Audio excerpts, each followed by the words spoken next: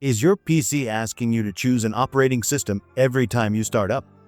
Don't worry, in this quick guide, I'll show you the easy ways to remove that screen and boot straight into Windows 11 or 10. Let's fix it.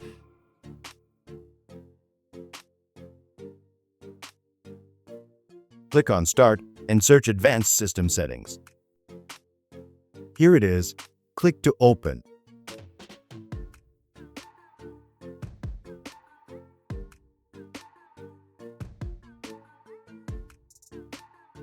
Under Startup and Recovery, click Settings.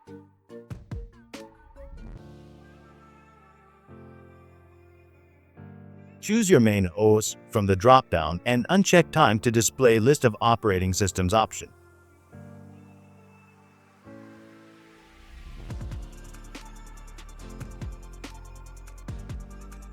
Click OK and restart your PC.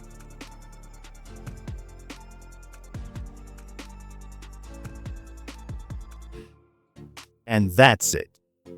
Your PC will now boot directly into Windows without that annoying selection screen.